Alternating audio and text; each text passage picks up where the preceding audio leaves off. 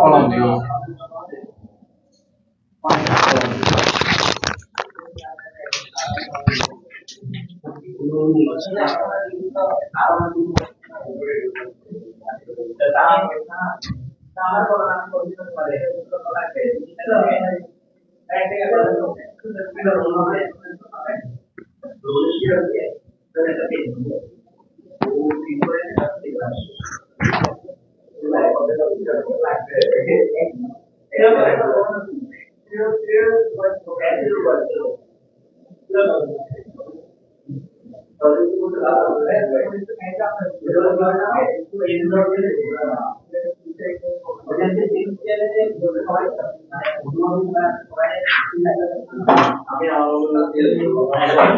ছোটটা দাও।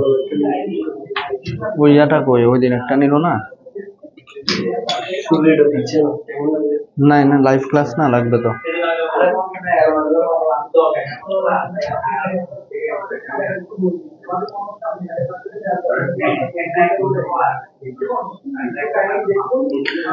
আসসালামু আলাইকুম প্রিয় শিক্ষার্থীরা, যারা যুক্ত হয়েছে সবাইকে আজকের ক্লাসে স্বাগত জানাচ্ছি। আমাকে শোনা যাচ্ছে কিনা একটু সবার আগে জানিয়ে দাও। যারা যুক্ত হয়েছে আমাকে শুনতে পেরে কমেন্টে ডান লিখে দাও। নুসরাত জাহান মিতু সালাম দিয়েছো, ওয়ালাইকুম আসসালাম। আমরা প্রতি রবিবারের ন্যায় আজকেও একটা ইসলামী ইতিহাস ক্লাস নিয়ে তোমাদের সামনে হাজির হয়েছি। আজকের ক্লাসে আমরা ইসলামী ইতিহাস প্রথম পত্রের তৃতীয় অধ্যায় যেটা আছে খোলাফায়ে রাশিদিন, এই অধ্যায়ের গুরুত্বপূর্ণ যে এমসিকিউ গুলা, বিশেষ করে যেগুলো তোমাদের বিগত সালে বোর্ড পরীক্ষায় এসেছিল, সেই এমসিকিউ গুলা সলভ করব। যারা ক্লাসে আছো আমাকে শুনতে পাচ্ছ কিনা ঠিকঠাক একটু দ্রুত জানিয়ে দিবা, আমরা যেন দ্রুত ক্লাসে চলে যেতে পারি, কেমন?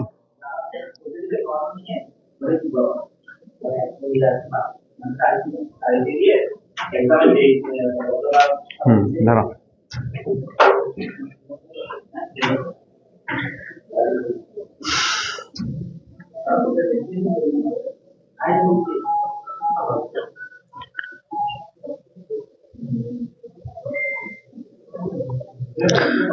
আমরা লাস্ট ক্লাসে সেকেন্ড চ্যাপ্টার থেকে যে বোর্ড এমসিকিউ গুলো সেগুলো আলোচনা করেছিলাম। তো এই অধ্যায়টাও অনেক সহজ, আমি জানি যে তোমরা মোটামুটি সবাই পারবা, তারপরেও আমরা একটু নিজেদেরকে ঝালাই করে নেব এমসিকিউ গুলো অ্যান্সার করার মাধ্যমে।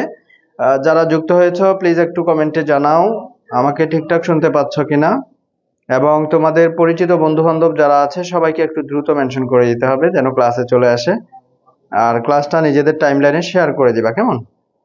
আমরা আলোচনায় চলে যাব দেরি না করে। দেখো আমাদের প্রথম যে প্রশ্ন, নিচের কোনটি ধর্মীয় রাজনৈতিক প্রতিষ্ঠান?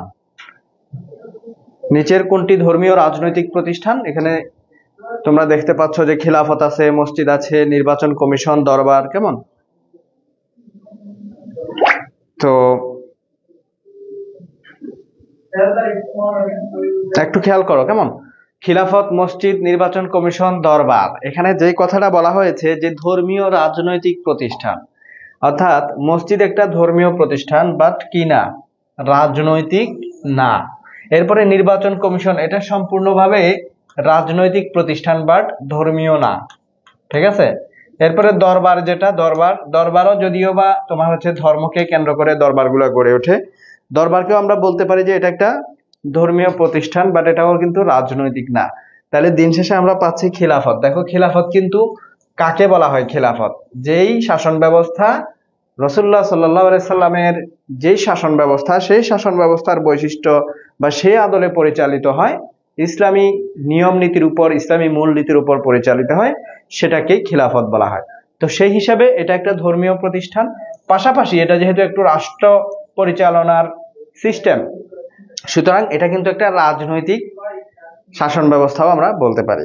তাহলে আমরা কি উত্তর পেলাম? যে খিলাফতই হচ্ছে একই সাথে ধর্মীয় এবং রাজনৈতিক প্রতিষ্ঠান। এরপরে প্রশ্নে আমরা চলে যাই, খিলাফত শব্দের ইংরেজি প্রতিশব্দ কি? দেখি কে বলতে পারো। এখানে representative, represent, leadership, ruler. Leadership মানে কি? লিডারশিপ মানে হচ্ছে নেতৃত্ব। এরপরে রুলার মানে হচ্ছে শাসক। রিপ্রেজেন্ট মানে হচ্ছে প্রতিনিধিত্ব করা।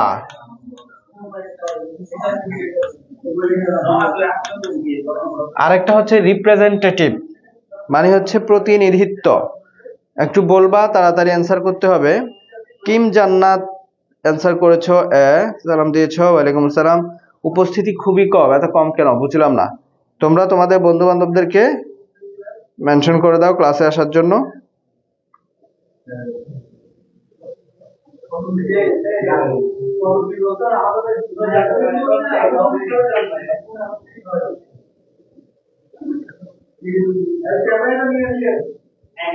আচ্ছা, কিম জান্নাত বলেছো 2 এর উত্তর বি। কাউসার উত্তর করেছো বি।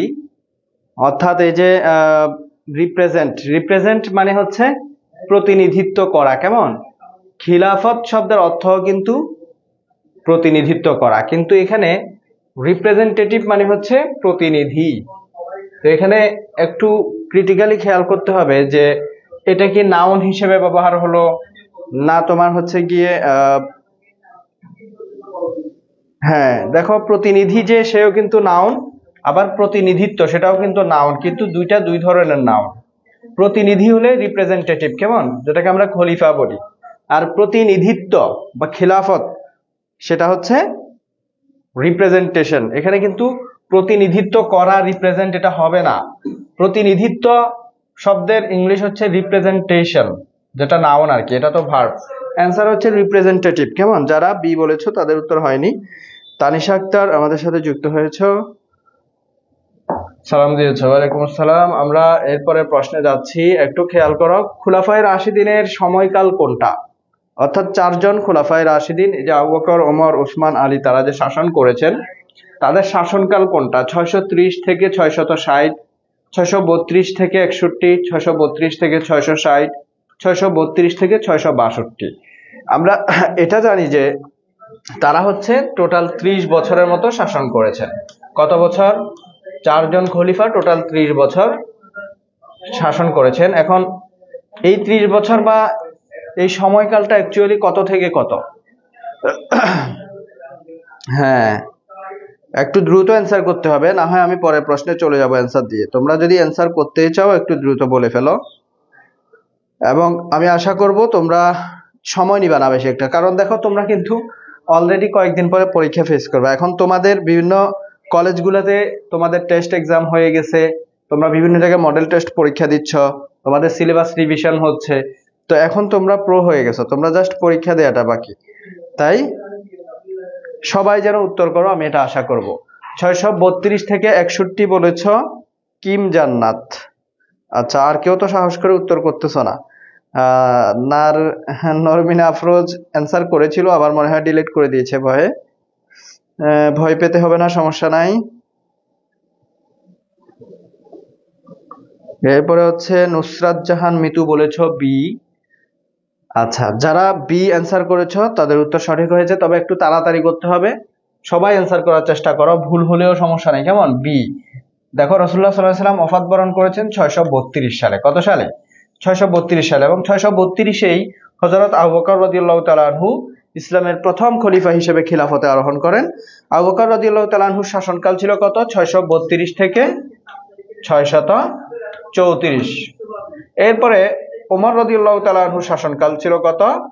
634 থেকে 644। এরপরে ওসমান রাদিয়াল্লাহু তাআলা আনহু 644 থেকে 656, কেমন? 12 বছর প্রায়। আর আলী রাদিয়াল্লাহু তাআলা আনহু 656 থেকে 661। এই 30 বছর হচ্ছে 4 জন খলিফার শাসনকাল। তোমরা পারলে আমি যে এই পিরিয়ডটা বলেছি শুধুমাত্র তাদের 30 বছর ওইভাবে না, কোন খলিফা, ইসলামের 4 খলিফার মধ্যে কোন খলিফা কত থেকে কত শাসন করেছেন সেটাও একটু মনে রাখার চেষ্টা করবা। ঠিক আছে? যারা অ্যান্সার করেছে সবাইকে ভেরি গুড। এরপর আসো, বয়স্কদের মধ্যে সর্বপ্রথম ইসলাম গ্রহণ করেছেন কে?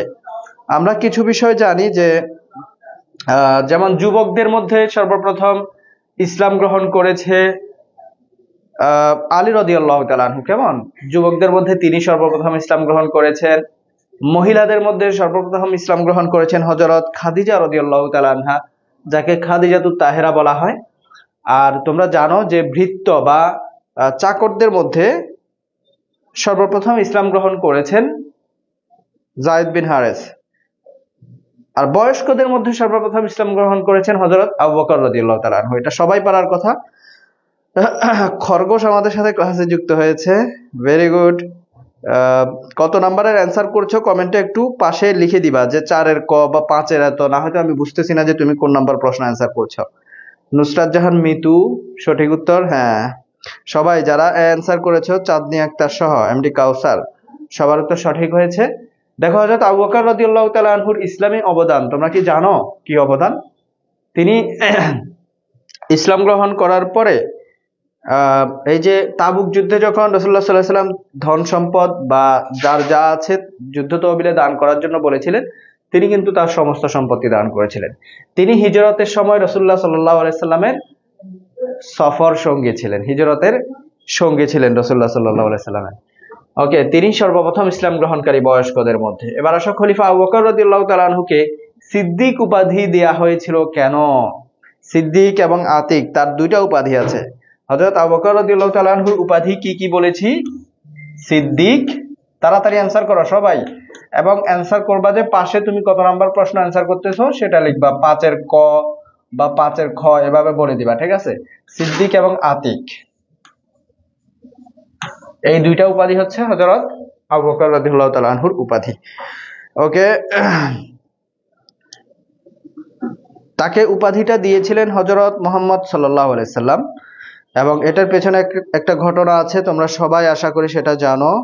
5-এর ক বলেছো ডারবিনা আফরোজ, এরপরে কিম অ্যান্সার করেছো নুসরাত জাহান মিতু, রায়হান জান্নাত, কাশেফা, আচ্ছা খরগোশ, সাজ্জাদ হোসেন আমাদের সাথে আছো, কাউসার আছো, ভেরি গুড। যারা যারা 5-এর ক অ্যান্সার করেছো তাদের সবার উত্তর সঠিক। সিদ্দিক মানে হচ্ছে সত্যবাদী, কেমন? সিদ্দিক মানে সত্যবাদী, সত্যবাদী। আচ্ছা, মোহাম্মদ রাজু বলতেছো খ। দেখো, তিনি ভণ্ডনবীদের দমন করেন বলে নয়, তার উপাধি সত্যবাদিতার জন্য তাকে সিদ্দিক দেয়া হয়।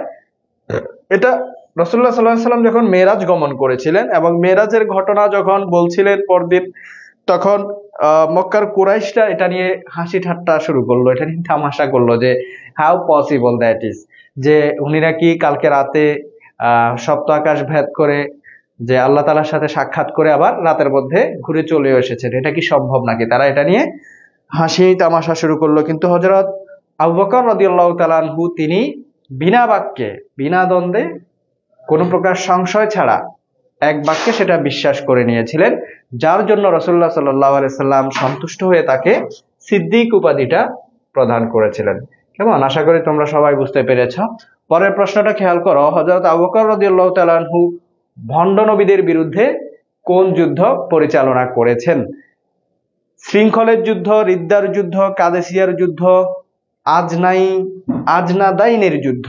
আচ্ছা, হযরত আবু বকর রাদিয়াল্লাহু তাআলা আনহু যখন সিংহাসনে আরোহণ করেছিলেন, দেখো রাসূলুল্লাহ সাল্লাল্লাহু আলাইহি ওয়াসাল্লামের ওফাতের পর ইসলামী খিলাফতের খলিফা কে হবে সেটা নিয়ে কিন্তু রাষ্ট্রে কিছুদিন গোলমাল সৃষ্টি হয়েছিল, কারণ বিশেষ করে তোমার আনসার, মুহাজির, এরপর আলী রাদিয়াল্লাহু তাআলা আনহুর সমর্থক সহ কুরাইশ বংশের যারা, তারা এক একজনে খলিফা তাদের মধ্য থেকে হওয়ার জন্য দাবি করছিল। আনসাররা দাবি করলো যে আমরা মুহাজিরদেরকে সাহায্য করেছি, আমরা ইসলামের জন্য অনেক ত্যাগ স্বীকার করেছি, সুতরাং খলিফা আমাদের থেকে হতে হবে। মুহাজিররা দাবি করলো আমরা ইসলামের জন্য আমাদের বাড়িঘর ত্যাগ করে আমাদের প্রিয় মাতৃভূমি মক্কা থেকে আমরা মদিনায় চলে এসেছি, সুতরাং ইসলামের জন্য আমাদের ত্যাগটা সবার থেকে বেশি, সুতরাং খলিফা হতে হবে মুহাজিরদের মধ্য থেকে। আলী রাদিয়াল্লাহু তাআলা আনহুর সমর্থক গোষ্ঠী যারা, তারা তো সবসময় মনে করতো যে খলিফা হওয়ার একমাত্র দাবিদার হচ্ছে হযরত আলী রাদিয়াল্লাহু তাআলা আনহু, এবং তার পরিবর্তে, তার পরবর্তীতে যারা খলিফা হবে তারাও আলী বংশীয় হতে হবে, আলী রাদিয়াল্লাহু তাআলা আনহুর বংশের হতে হবে, এটা একটা গোষ্ঠী বিশ্বাস করত। কেমন? আর কুরাইশ বংশের যারা ছিল তারা মনে করলো যে রাসূলুল্লাহ সাল্লাল্লাহু আলাইহি ওয়াসাল্লাম ছিলেন কুরাইশ বংশের, সুতরাং এখনো খলিফা কুরাইশ বংশ থেকেই হতে হবে।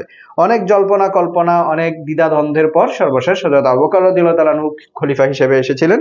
তিনি আসার পর ইসলামী রাষ্ট্রে তিনি কিছু বিশৃঙ্খলা দেখলেন, যেমন তার মধ্যে একটা হচ্ছে এই যে কিছু ভণ্ড নবী বের হয়েছিল। তোমরা কি কয়েকজন ভণ্ড নবীর নাম বলতে পারবা দেখি কমেন্টে? এটা অ্যান্সার অনেকেই করে ফেলেছো অলরেডি। রিদ্দার যুদ্ধ বলেছ, সাজ্জাদ হোসাইন, তাওহিদুল ইসলাম, এরপরে হচ্ছে কবি কাজী নজরুল ইসলাম। বুঝলাম না, মানে পশু পাখি, কবি, মৃত, জীবিত সবাই দেখি ক্লাস করে, কাজী নজরুল ইসলাম কবর থেকে চলে এসেছে। এরপরে খরগোশও আমাদের সাথে বন জঙ্গল থেকে যুক্ত হয়ে গিয়েছে ক্লাস করার জন্য। দেখছো অনলাইনের কি সুবিধা। দেখো ভণ্ড নবীদের মধ্যে তোমরা কারো নাম বলতে পারবা না। আমি আরো কিছু সমস্যা বলি যেগুলো আবু বকর রাদিয়াল্লাহু তাআলা আনহুর সময় সৃষ্টি হয়েছিল। যেমন যাকাত প্রদান করতে একটা গোষ্ঠী হচ্ছে অস্বীকৃতি জানায় যে তারা কি করবে না, আর যাকাত দিবে না। তারা মূলত রাসূলুল্লাহ সাল্লাল্লাহু আলাইহি সাল্লামের আমলে যাকাত প্রদান করলেও তারা তার ওফাতের পর, তার মৃত্যুর পর যাকাত প্রদান করতে অস্বীকৃতি জানায় একটা গোষ্ঠী। কেমন? এরপরে স্বধর্ম ত্যাগ, অর্থাৎ একটা গোষ্ঠী যারা হচ্ছে রাসূলুল্লাহ সাল্লাল্লাহু আলাইহি সাল্লামের সময় ইসলাম গ্রহণ করেছিল, তারা প্রকৃতপক্ষে তারা কিন্তু ইসলামের যে মর্মার্থ, যে মর্মমানি সেটা উপলব্ধি করে নাই। যার জন্য রাসূল সাল্লাল্লাহু আলাইহি ওয়াসাল্লাম ইন্তেকালের পর তারা ভাবলো যে এই ধর্মের যিনি মহান, যিনি মেইন, যিনি প্রধান, তিনি যেহেতু চলে গেছেন, এখানে আর থেকে কি লাভ। তাই তারাও নিজেদের ধর্ম পরিত্যাগ করে পূর্বের ধর্মে ফিরে গেল, যেটাকে ওই যে রিদ্দা, এই যে যুদ্ধটার নামকরণ কিভাবে হয়েছে। রিদ্দা মানে হচ্ছে ফিরে যাওয়া, দল ত্যাগ, বুঝছো কিনা। এরা দল ত্যাগ করেছিল, তাদের পূর্ব ধর্মে ফিরে গিয়েছিল। শুধুমাত্র যে এদের বিরুদ্ধে হয়েছে তা না, এই রিদ্দার যুদ্ধ বলতে হযরত আবু বকর রাদিয়াল্লাহু তাআলা আনহুর সময় উদ্ভব যে সকল সমস্যাগুলো, যাকাত না দেয়া, বিদ্রোহ করা, এরপরে হচ্ছে নিজের ধর্মে ফিরে যাওয়া, ভণ্ড নবীদের উদ্ভব হওয়া, এই সবগুলো সমস্যা মোকাবেলার জন্য যেই যুদ্ধ পরিচালিত হয় সেটাই হচ্ছে রিদ্দার যুদ্ধ। আচ্ছা, আমি বলেছিলাম ভণ্ড নবীদের নাম বলতে সাজ্জাদ হুসাইন একজনের নাম বলেছ, মুসাইলামা, সবার আগে মনে হয় সেই মুসাইলামার নাম বলেছ। মুসাইলামা কিন্তু সবচেয়ে প্রভাবশালী, ভণ্ড নবীদের মধ্যে সবচেয়ে প্রভাবশালী যে ছিল সে হচ্ছে মুসাইলামা। এরপরে তারমিন সুলতানা বলেছ আসওয়াদ আনাসি, ভেরি গুড। আসওয়াদ আনাসি সে আরেকজন ভণ্ড নবী ছিল। হ্যাঁ, আর কেউ কি নতুন কারো নাম দিতে পেরেছ? এরপরে দেখি, আচ্ছা তাশফিক মাহমুদ বলেছ তুলাইহা, ভেরি গুড। হ্যাঁ, তুলাইহাও কিন্তু একজন ভণ্ড নবী। আবার দেখিও সবাই মনে করো যে একটা নাম দিয়ে দিলেই আমি পড়ে বলে দিব হ্যাঁ ভেরি গুড, এরকম না কিন্তু। কেমন? মুসাইলামার নাম এসেছে। হ্যাঁ, গোলাম আহমদ কাদিয়ানি, হ্যাঁ সে তো বর্তমানেও মনে হয় আছে, কাদিয়ানি যারা তারা বিশ্বাস করে। এরপরে সাজা, ভেরি গুড। নুসরাত জাহান মিতু, একটা নতুন নাম এসেছে সাজা। সাজা কিন্তু মহিলা ভণ্ড নবী ছিল। কেমন? তো এই সাজা সে মহিলা ভণ্ড নবী। আর মুসাইলামার কথা বলেছি, সে ছিল একজন প্রভাবশালী ভণ্ড নবী সবার মধ্যে। তো সে এমনিতেই প্রভাবশালী এবং দুষ্ট, সে আবার সাজাকে বিবাহ করেছে। বিবাহ করে তারা দুই ভণ্ড মিলে চোরে চোরে, আমরা বলি না চোরে চোরে খালাতো ভাই, তো এরা দুই ভণ্ড নবী মিলে তারা আরো শক্তিশালী হয়ে উঠলো। তারা নিজেদের বাণীগুলো প্রচার করতে লাগলো ওহী বলে। তারা হচ্ছে গিয়ে নিজেদের মতো করে তারা ধর্ম প্রচার করতে লাগলো, বিশৃঙ্খলা সৃষ্টি করতে লাগলো। তো তাই হযরত আবু বকর রাদিয়াল্লাহু তাআলা আনহু তাদের বিরুদ্ধে রিদ্দার যুদ্ধ পরিচালনা করেছিলেন। কাদেসিয়ার যুদ্ধ যেটা, এটা হয়েছিল হযরত ওমর রাদিয়াল্লাহু তাআলা আনহুর সময় পারস্যের বিরুদ্ধে। কেমন? হ্যাঁ, আচ্ছা যারা ক্লাসে আছো একটু বলো তো কে কোত্থেকে জয়েন হয়েছো আজকে আমাদের সাথে, কোন জায়গা থেকে। তাহলে আমরা এটা নিয়ে আর আলোচনা না বাড়াই, এটা তোমরা সবাই পেরেছো। পরের প্রশ্নে চলে যাচ্ছি। ইয়ামামার যুদ্ধে সেনাপতি কে ছিলেন? আগে জানতে হবে তোমাকে এই যুদ্ধটা কোন খলিফার শাসন আমলে হয়েছে। হ্যাঁ, এই ইয়ামামার যুদ্ধ থেকে কিন্তু পরীক্ষায় অনেক প্রশ্ন আসে, খুবই গুরুত্বপূর্ণ একটা টপিক। তো কার শাসন আমলে এই যুদ্ধটা হয়েছে এবং এই যুদ্ধের বিশেষত্ব কি, কে জয়লাভ করেছে, সেনাপতি কে ছিল, কেন হয়েছে। কেমন? আচ্ছা, তৌহিদুল আলম চকবাজার থেকে, হ্যাঁ চকবাজার থেকে, সে চকবাজারেই অনলাইন ক্লাসে যুক্ত হয়েছে। তারমিন সুলতানা চট্টগ্রাম থেকে আছো, খুশি আক্তার বরিশাল থেকে, তাহমিনা আমাদের সাথে নোয়াখালী মাইজদি থেকে যুক্ত হয়েছে, কিশোরগঞ্জ থেকে দেখছে মিতু। আচ্ছা ওকে ওকে, দেখো ইয়ামামার যুদ্ধ নিয়ে আমরা বলছিলাম। ইয়ামামার যুদ্ধে আমরা জানি যে 70 জন কোরআন হাফেজ শাহাদাত বরণ করেছিল। কেমন? তুমি কোনো একটা টপিক, কোনো একটা শিরোনাম দেখলেই সেই যুদ্ধ, সেই ঘটনা সম্পর্কে তোমার মাথায় কোনো না কোনো তথ্য যেন চলে আসে, তাইলেই বুঝবা যে তোমার প্রস্তুতিটা মোটামুটি গোছানো হয়েছে। গোপালগঞ্জ থেকে রিধি আহমেদ আমাদের সাথে আছো, চট্টগ্রাম থেকে আফরোজা আমাদেরকে দেখছো, তানভীর আলম চন্দনাইশ থেকে, রায়হান কক্সবাজার থেকে, ভেরি গুড। যারা ক্লাসে আছো বন্ধুদেরকে মেনশন করে দাও, উপস্থিতি খুবই কম, এবং ক্লাসটা টাইমলাইনে শেয়ার করে দাও, বাকিরাও যেন ক্লাসে চলে আসতে পারে। আসো, ইয়ামামার যুদ্ধে বলছিলাম যে 70 জন কোরআন হাফেজ শাহাদাত বরণ করেছেন, এটা মতান্তরে 300, অর্থাৎ কেউ কেউ বলেছেন 300 জন। কেমন? তো আবার আরেকটা বিষয় দেখো, এই 70 জন কোরআন হাফেজ শাহাদাত বরণ করার কারণে এই যুদ্ধটাকে বলা হয় দ্য গার্ডেন অফ ডেথ, বা কি মৃত্যুর বাগান। কি বলা হয় এই যুদ্ধটাকে? কি বলা হয় বলেছি? এই যুদ্ধটাকে বলা হয় গার্ডেন অফ ডেথ বা মৃত্যুর বাগান। বুঝতে পেরেছ? ওকে ওকে।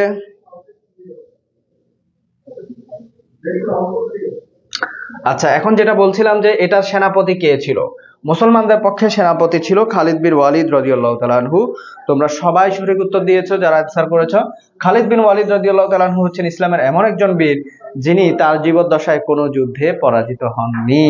তিনি কিন্তু উহুদের যুদ্ধে কুরাইশদের পক্ষে নেতৃত্বে ছিলেন, এবং মুসলমানরা যখন রাসূলুল্লাহ সাল্লাল্লাহু আলাইহি সাল্লামের নির্দেশ অমান্য করে গিরিপথের পাহারার দায়িত্ব ছেড়ে গনিমতের মাল সংগ্রহে ব্যস্ত হয়ে পড়েছিল, তখন তিনি অতর্কিত আক্রমণ করে কুরাইশদেরকে সাময়িকভাবে হলেও জয়ের স্বাদ গ্রহণের সুযোগ করে দিয়েছিলেন।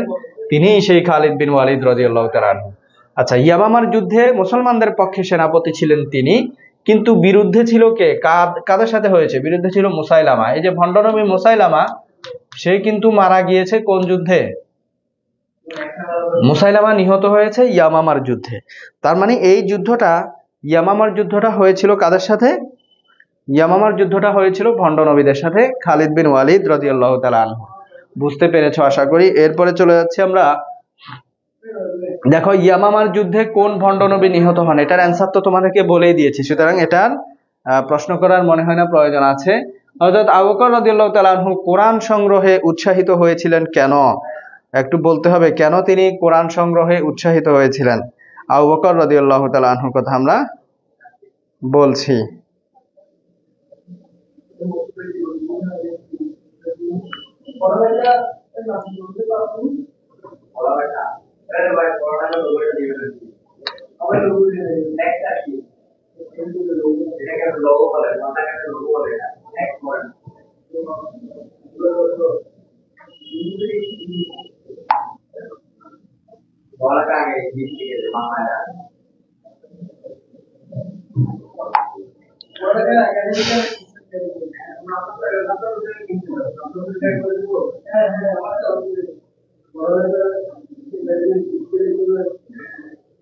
ওকে, কারা কারা অ্যান্সার করেছো আমি একটু দেখি।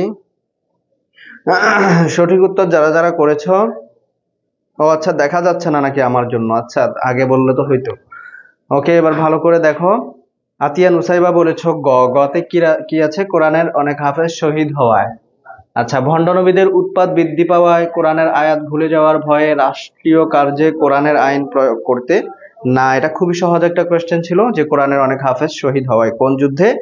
ইয়ামামার যুদ্ধে। খুবই সহজ ছিল। তাও যারা উত্তর করেছো তাদেরকে অনেক অনেক ধন্যবাদ। হযরত আবু বকর রাদিয়াল্লাহু তাআলা আনহুকে ইসলামের ত্রাণকর্তা বলা হয় কেন? দেখি এটার অ্যান্সার কে পারো। তিনি প্রথম ইসলাম গ্রহণ করেছেন বলে, এটা তো সত্য যে তিনি প্রথম ইসলাম গ্রহণ করেছেন, কিন্তু এই জন্যই কি তাকে ইসলামের ত্রাণকর্তা বলা হয় কিনা? তিনি সব সময় রাসূলের সঙ্গে ছিলেন বলে, তিনি অরাজক ও বিশৃঙ্খলাপূর্ণ অবস্থায় ইসলাম রক্ষা করেন বলে, তিনি পরম সত্যবাদী ছিলেন বলে তাকে কিন্তু সিদ্দিক বলা হয়। জার্মান থেকে আছো সাজ্জাদ হোসাইন, তুমি কি জার্মানে থেকে এইচএসসি পরীক্ষা দিবা? সাজ্জাদ। তানিশা বলেছ 10-এর সি। নুসরাত জাহান মিতু অ্যান্সার করেছো সি। এরপরে আফরোজা অ্যান্সার করেছ। একটু ফাস্ট করতে হবে, আমরা পরের প্রশ্নে চলে যাব। খুশি আক্তারও অ্যান্সার করেছো। যারা সি অ্যান্সার করেছো সবার উত্তর সঠিক। তিনি যখন খিলাফতে আরোহণ করলেন তখন এই যে ভণ্ড নবীদের উদ্ভব, জাকাত প্রদান না করা, ধর্ম ত্যাগ করা, এই যাবতীয় সমস্যাগুলো থেকে তিনি ইসলামকে রক্ষা করেছিলেন বলে তাকে ত্রাণকর্তা বলা হয়। এরপরে প্রশ্ন, হযরত ওমর রাদিয়াল্লাহু তাআলা আনহু কত খ্রিস্টাব্দে খিলাফত লাভ করেন?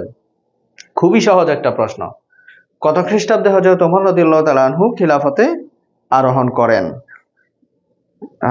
আচ্ছা, তুমিও সিদ্দিক, মোহাম্মদ তানভীর আলম, সুন্দর নাম।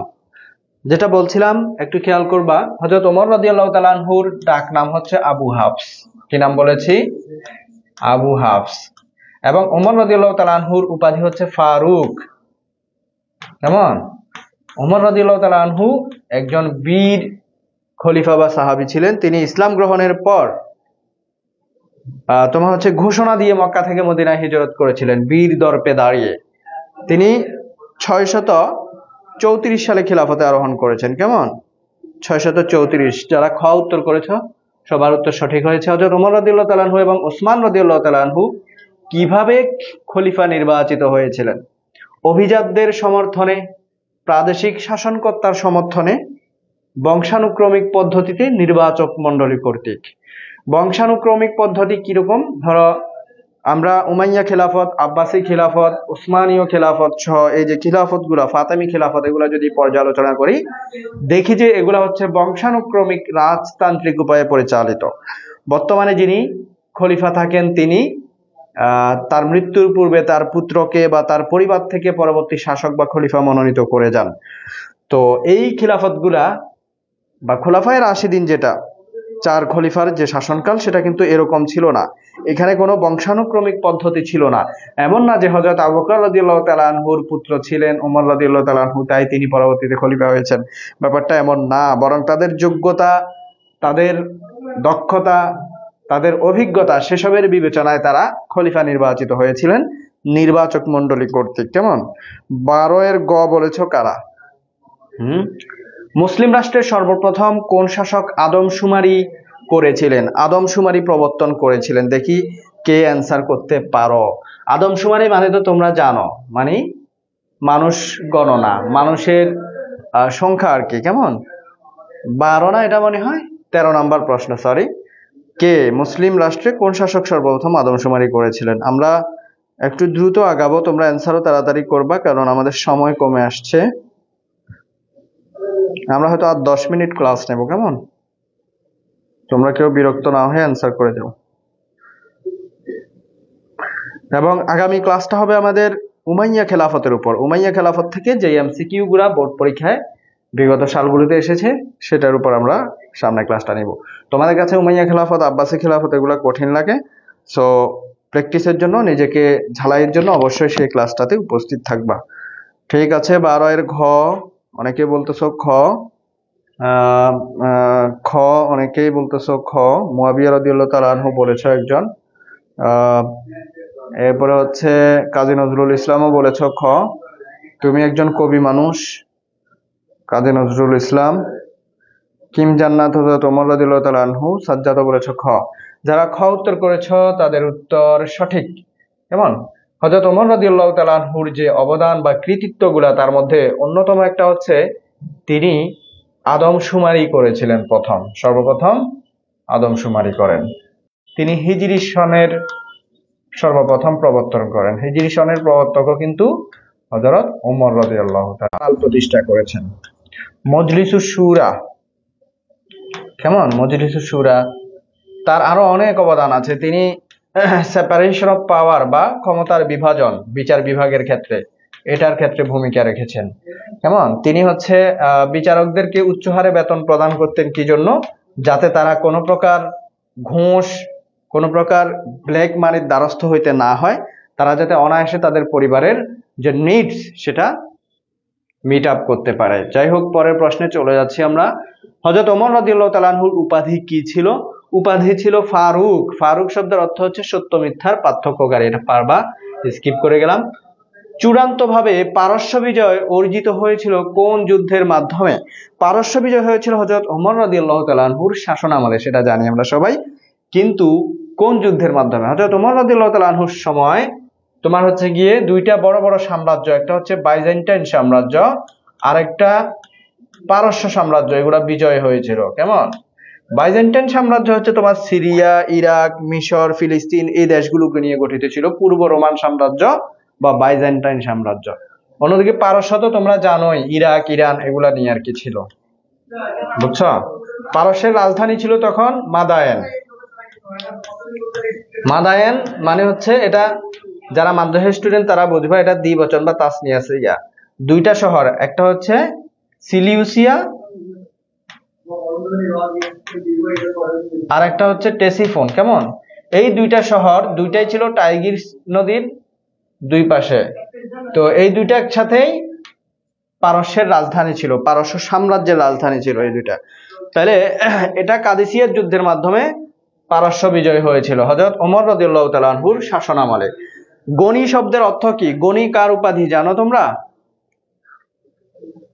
এটা পারবা না, ঠিক আছে, এটার অ্যান্সার আমি দিয়ে দিয়েছি। অনেকে তো পেরেছ, অনেকেই পেরেছ আমি দেখতেছি। বাহ, দ্রুত অ্যান্সার করতে হবে ভাইয়া।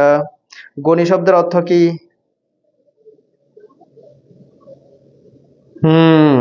এই তো।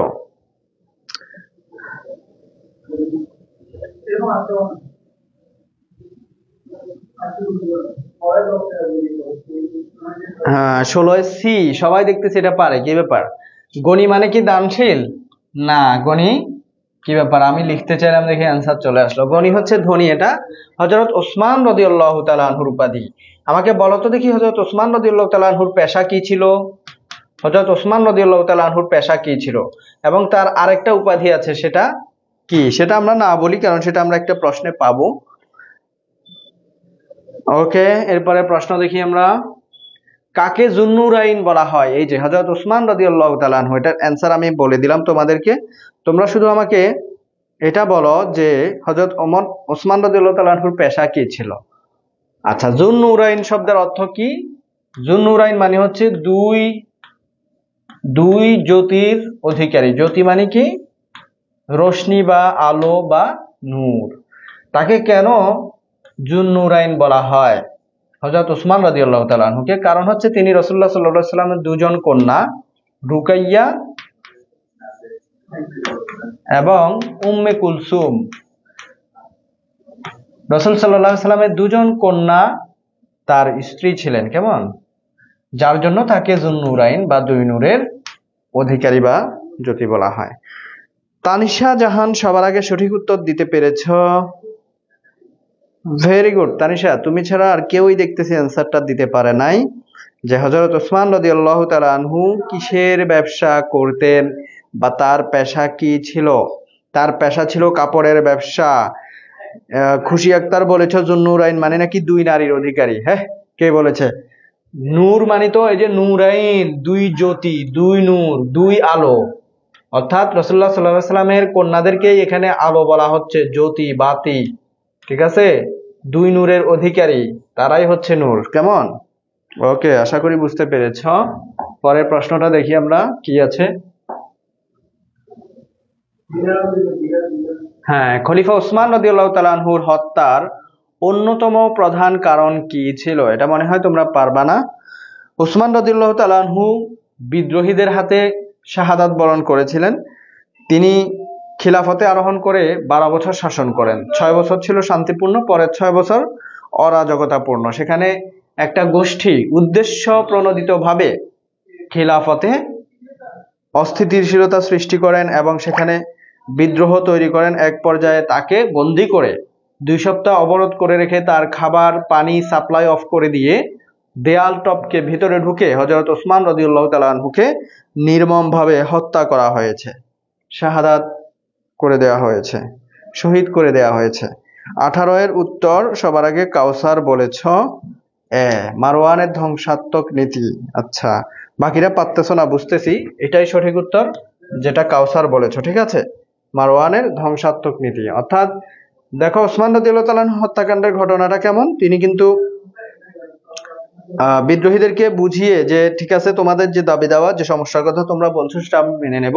বিদ্রোহীরাও ফিরে যাচ্ছিল, কিন্তু যাওয়ার পথে একটা লোক হচ্ছে তাদেরকে একটা চিঠি পৌঁছায় দেয়। যে চিঠিতে তোমার হচ্ছে গিয়ে লেখা ছিল যে মিশরের শাসনকর্তার বরাবর যে এই বিদ্রোহীরা যখন মিশরে পৌঁছাবে তাদের সবাইকে হত্যা করো। তো এটা দেখে তো বিদ্রোহীরা কিরে, তিনি আমাদেরকে বললেন ঠিক আছে, আমাদের সব দাবি মেনে নিছেন, আবার আমাদেরকে হত্যা করার জন্য বলতেছেন। তারা আবার ফিরে গেল, বিদ্রোহীরা আবার ফিরে গেল, তাকে সেখানে অবরোধ করলো। আসো, খুলাফায়ে রাশিদিনের শাসনকাল কত বছর? 30 বছর, এটা পারো তোমরা। হযরত ওমর রাদিয়াল্লাহু তাআলা আনহু শাসনকালে কি হয়েছিল? গণতন্ত্র প্রতিষ্ঠিত হয়, সাম্রাজ্যের বিস্তৃতি ঘটে, ন্যায় বিচার প্রতিষ্ঠিত হয়। ওমর রাদিয়াল্লাহু তাআলা আনহু শাসন কার্যের বা শাসন ব্যবস্থার অন্যতম যে বৈশিষ্ট্য, তার তিনটাই এখানে আছে। আরো রয়েছে, যেমন গণতান্ত্রিক শাসন ব্যবস্থা, তিনি মজলিসুস শুরার ভিত্তিতে তিনি শাসন কার্য পরিচালনা করেছিলেন। কেমন? সাম্রাজ্যের বিস্তৃতি, বড় বড় দুইটা সাম্রাজ্য তিনি বিজয় করেছেন। ন্যায় বিচারের ক্ষেত্রে তিনি অনন্য দৃষ্টান্ত স্থাপন করেছেন। এরপরে প্রশ্নটা দেখো, রিদ্দার যুদ্ধ সংগঠিত হওয়ার কারণ কি? ইসলামকে রক্ষা, ভণ্ড নবীদের দমন, ইসলামী রাষ্ট্রের পরিধি বিস্তার। কি হবে এটার অ্যান্সার? কত নাম্বার প্রশ্ন এটা? এটা হচ্ছে 21 নাম্বার। তাহলে ইসলামকে রক্ষা হবে কিনা, ভণ্ড নবীদের দমন হবে কিনা, ইসলামী রাষ্ট্রের পরিধি বিস্তার হবে কিনা, দেখি কি অ্যান্সার করো। সবার আগে যে অ্যান্সার করবা সে কবি কাজী নজরুল ইসলাম বলেছ ঘ। তুমি কি মনে হয় 20-এ অ্যান্সার করতেছো নাকি? আচ্ছা, তানিশা জাহান এতে কি আছে দেখি, 1 এবং 2। আচ্ছা, সাইমা বলেছ ঘ, ফাইজা আক্তার কেয়া ঘ, কায়সার ক, এরপরে মিতু ঘ, অনেকেই ঘ অ্যান্সার করতেছো। তোমাদের সমস্যা হলো তোমরা এরকম 3টা অপশনাল প্রশ্নগুলা দেখলে বেশিরভাগ পোলাপাইনে করে কি ঘটা দিয়ে দেয়, বুঝছো? মানে মনে করে যে এটা ঘই হয় বেশিরভাগ, আসলে হয় অনেক সময়, বাট সব সময় না। দেখো, এই রিদ্দার যুদ্ধ কিন্তু সাম্রাজ্য বিস্তারের জন্য নয়, ইসলামী রাষ্ট্রের পরিধি বিস্তারের জন্য নয়, এটা ছিল ভণ্ড নবীদেরকে দমন করা, ইসলামকে রক্ষা করা। তখন মানে আবু বকর রাদিয়াল্লাহু তাআলা আনহু খিলাফতে আরোহণের পর যে সমস্যাগুলো উদ্ভব হয় সেগুলা থেকে ইসলামকে রক্ষা করা। দুমাতুল জান্দালের সালিসি বৈঠকের ফলে, এই যে দুমাতুল জান্দালের সালিসি বৈঠক হয়েছিল হযরত আলী রাদিয়াল্লাহু তাআলা আনহু এবং মুয়াবিয়া রাদিয়াল্লাহু তাআলা আনহুর মধ্যে, তাদের দুজনের মধ্যে একটা সালিশ হয়েছিল। এখানে সালিশের রায়টা কি তোমরা আশা করি সকলে অবগত আছো। এটার মাধ্যমে কি হয়? মুসলিম ঐক্য বিনষ্ট হয়, মাওয়ালিদের ক্ষমতা বৃদ্ধি পায়, খারেজিদের উৎপত্তি হয়। এটার ফলাফল কি? এখানে দেখো, মুসলিম ঐক্য যে বিনষ্ট হয় এটা মিথ্যা না, কিন্তু খারেজিদের উৎপত্তি হয় এটাও সত্য। ঠিক আছে, এরপরে মাওয়ালিদের ক্ষমতা, এটা সত্য নয়। এরপর আমরা একটা উদ্দীপক এখানে দেখতে পাচ্ছি, একটু পড়ে শোনাই তোমাদেরকে। দুর্নীতি বিরোধী, আমি একটু তাড়াতাড়ি যাচ্ছি, কেন আমাদের ক্লাস শেষ করে দিতে হবে, সময় নাই। তোমরা অ্যান্সার করলে ফাস্ট করে ফেলো প্রশ্ন পড়ে। দুর্নীতি বিরোধী আন্দোলনে ভারতের মমতা ব্যানার্জি একাই সরকারের ভিত কাঁপিয়ে তোলেন। সরকার তাকে রাজধানী দিল্লি থেকে সরিয়ে দূরবর্তী প্রদেশে অবস্থানে বাধ্য করলেও জনগণের মধ্যে তার প্রভাব শক্তিশালী রূপ নিয়েছিল। মমতা ব্যানার্জির মতো কোন মুসলিম সাধক খুলাফায়ে রাশিদিনের আমলে তার মতবাদ দিয়ে সরকারের ভিত কাঁপিয়ে দিয়েছিলেন? আবু যর আল গিফারি রাদিয়াল্লাহু তাআলা আনহু, আব্দুল্লাহ ইবনে জুবাইর রাদিয়াল্লাহু তাআলা আনহু, আব্দুল্লাহ ইবনে ওমর রাদিয়াল্লাহু তাআলা আনহু, মুহাম্মদ ইবনে আবু বকর রাদিয়াল্লাহু তাআলা আনহু। তাহলে কোন সাহাবী যিনি একটি মতবাদ প্রচারের মাধ্যমে তখনকার শাসক যিনি ছিলেন তার ভিত কাঁপিয়ে দিয়েছিলেন? একদম সহজ প্রশ্ন। এটা হযরত ওসমান রাদিয়াল্লাহু তাআলা আনহুর সময়কার ঘটনা। তার বিরুদ্ধে যে অভিযোগগুলো আনা হয় সেখানে অন্যতম একটা অভিযোগ ছিল যে তিনি বিশ্বস্ত সাহাবী রাসূলুল্লাহ সাল্লাল্লাহু আলাইহি সাল্লামের বিশিষ্ট সাহাবীর সাথে অশোভন বা অসৌজন্যমূলক আচরণ করেছেন। হ্যাঁ, 23-এর গ বলেছ। এটা 25 নাম্বার প্রশ্ন ভাইয়া, 23 না। আলিশা এতক্ষণে এসে সালাম দিচ্ছে আমাদেরকে, মানে ক্লাস আমরা যখন শেষ করব তখন। তোমরা তো এটা অ্যান্সার করতে পারছো না কেন ভাইয়া? নাকি তোমরা এখনো প্রশ্ন দেখো নাই? এটার অ্যান্সার কি হবে? হযরত আবু যর গিফারি রাদিয়াল্লাহু তাআলা আনহু। কেমন? ক, আবু যর গিফারি রাদিয়াল্লাহু তাআলা আনহুকে রাবাজা নামক একটা জায়গায় নির্বাসন দিয়েছিলেন কে? ওসমান রাদিয়াল্লাহু তাআলা আনহু। কেন? কারণ তিনি একটা মতবাদ প্রচার করছিলেন ধন সম্পদ সঞ্চয়ের বিরুদ্ধে। কিসের বিরুদ্ধে? ধন সম্পদ সঞ্চয়ের বিরুদ্ধে। তিনি প্রচার করছিলেন যে ধন সম্পদ সঞ্চয় করা যাবে না। তিনি অত্যন্ত ফরহেজগার মুত্তাকি ছিলেন, যার জন্য তিনি এটা করাটাকে মানে সমীচীন মনে করেন নাই।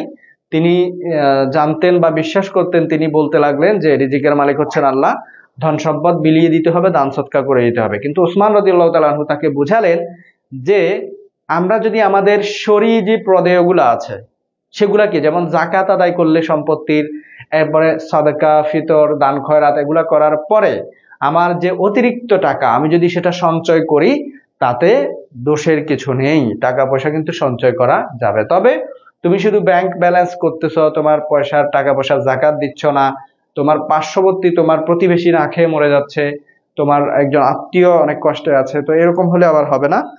কেমন, তোমার সব চাহিদা মিটিয়ে, তোমার পরিবারের চাহিদা মিটিয়ে এরপরে অতিরিক্ত পয়সা তুমি সঞ্চয় করতে পারো। তাকে যখন এটা বোঝানো হলো, এরপরেও আবু যর গিফারী রাদিয়াল্লাহু তাআলা আনহু তিনি তার মতবাদ প্রচারে অনড় থাকলেন, তিনি এরপরেও তার সেই মতবাদ প্রচার করে যেতে লাগলেন। তাই উসমান রাদিয়াল্লাহু তাআলা আনহু চিন্তা করলেন যে এর দ্বারা খিলাফতে বিশৃঙ্খলা সৃষ্টি হতে পারে, সমস্যা হতে পারে। তাই তিনি কি করলেন, আবু যর গিফারী রাদিয়াল্লাহু তাআলা আনহুকে রাবাজা নামক স্থানে কি করে দিলেন, নির্বাসনে পাঠিয়ে দিলেন।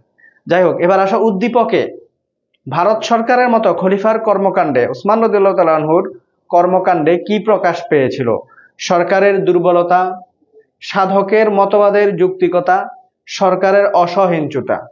তাহলে অ্যান্সার কি হবে? আমাদের মনে হয় এরপরে আর প্রশ্ন নাই, কে জানে আরেকটা থাকতে পারে, থাকলেও একটু ফাস্ট করতে হবে। কেমন, একটু খেয়াল করো, সরকারের দুর্বলতা ছিল কিনা বলতো, আর সাধক অর্থাৎ এই যে আবু যর গিফারী রাদিয়াল্লাহু তাআলা আনহু তিনি যেই মতবাদটা প্রচার করেছেন সেটার যৌক্তিকতা ছিল কিনা, কি মনে হয়? এরপরে সরকার কি অসহিঞ্চু ছিলেন, অর্থাৎ ওসমান রাদিয়াল্লাহু তাআলা আনহু কি অসহিঞ্চু ছিলেন? একটু কঠিন মনে হচ্ছে, তাই না? দেখি কে কি অ্যান্সার করো, তোমাদের অবস্থা দেখবো আজকে।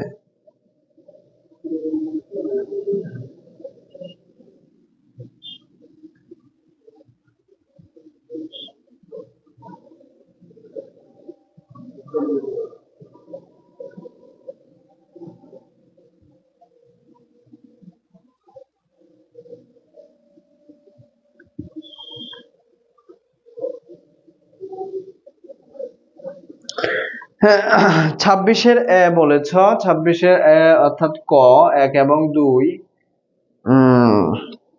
কেউ বলেছ খ 1 এবং 3, আফরোজা বলেছ খ, এরপরে ফাইজা আক্তার কেয়াও বলেছ ক।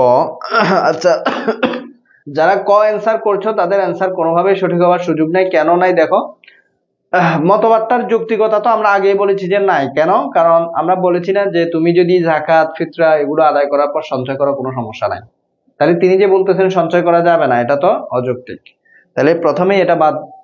আর তাকে নির্বাসন দেওয়ার মাধ্যমে সরকার যে তাকে কন্ট্রোল করতে পারতেছিলেন না, সরকারের ভিত কাঁপিয়ে দিয়েছে, আমরা আগে বলেছি না। তো সরকার এতগুলা সমস্যা একসাথে মোকাবেলা করতে না পারার কারণে তাকে নির্বাসনে পাঠিয়ে দিয়েছিলেন। এবং সরকারের অসহিঞ্চুতা মানে কি, সহ্য করার মানে এই যে একটু এই সামান্য বিষয়টার জন্য পাঠিয়ে দেয়, এটাকে অসহিঞ্চুতা হিসেবে আমরা ধরে নিতে পারি। যাই হোক, এরপরে আসো, হ্যাঁ, দিল্লির সুলতান মোহাম্মদ বিন তুগলক তার রাজধানী দিল্লি থেকে দাক্ষিণাত্যের দেবগিরিতে স্থানান্তরিত করেন, কারণ দেবগিরি ছিল সাম্রাজ্যের মধ্যস্থলে। উদ্দীপকের সুলতানের ন্যায় খোলাফায়ে রাশিদিনের কোন খলিফা রাজধানী মদিনা থেকে কুফায় স্থানান্তর করেছিলেন? কোন খলিফা? হযরত আবু বকর রাদিয়াল্লাহু তাআলা আনহু, হযরত ওমর রাদিয়াল্লাহু তাআলা আনহু, হযরত ওসমান রাদিয়াল্লাহু তাআলা আনহু, হযরত আলী রাদিয়াল্লাহু তাআলা আনহু। কি হবে অ্যান্সার? এটা মনে হয় আমাদের সর্বশেষ প্রশ্ন, এরপর আর প্রশ্ন নয়। আমরা বলে রাখছি আবারও, আগামী রবিবার ঠিক 7টায় আরো একটি ফ্রি লাইভ ক্লাস নিয়ে হাজির হব, যেখানে আমরা হয়তো হযরত মুয়াবিয়া রাদিয়াল্লাহু তাআলা আনহু কর্তৃক প্রতিষ্ঠিত উমাইয়া খেলাফত সম্পর্কে আলোচনা করব। তাহলে কি বলেছিলাম, এটা কোন খলিফার সাথে মিলে যায়? কোন খলিফা এরকম রাজধানী স্থানান্তর করেছিলেন মদিনা থেকে কুফায়? তানিশা বলেছ ডি, কাউসার বলেছ তারমিন সুলতানা বলেছ ক, জানো না তোমরা, দেখছো? এটা হযরত আলী রাদিয়াল্লাহু তাআলা আনহুর সাথে মিলে যায়, এটা একমাত্র বলেছ কে জানি, তানিশা জাহান। ওকে, ঠিক আছে, আমাদের আর মনে হয় প্রশ্ন নাই। আরো আছে, কি রে ভাই, শেষ হচ্ছে না কেন? দেখো, উক্ত খলিফার রাজধানী স্থানান্তরের কারণ কি ছিল? কুফাবাসীর সমর্থন, সাম্রাজ্যের কেন্দ্রস্থল, খলিফার উচ্চাকাঙ্ক্ষা। খলিফার উচ্চাকাঙ্ক্ষা তো হবেই না, এটা হওয়ার সম্ভাবনা বা সুযোগ কোনোটাই নাই। তাহলে এটা কুফাবাসীর সমর্থনের কারণে কুফায় নিয়ে গেছেন, এবং সাম্রাজ্যের কেন্দ্রস্থল ছিল বলে। তাহলে এই দুইটা যেখানে আছে সেখানে। এই তো আমাদের এই তো ক্লাস, আজকের ক্লাস এতটুকু ছিল। ক্লাস আমাদের শেষ। আমরা আশা করি একটি প্রাণবন্ত ক্লাস করেছি। তোমরা যারা ক্লাসে ছিলা মোটামুটি সবাই মেজরিটি কোয়েশ্চেন হচ্ছে সঠিক উত্তর দিয়েছ, মোটামুটি সবাই। আজকে ভুল অ্যান্সার কম এসেছে।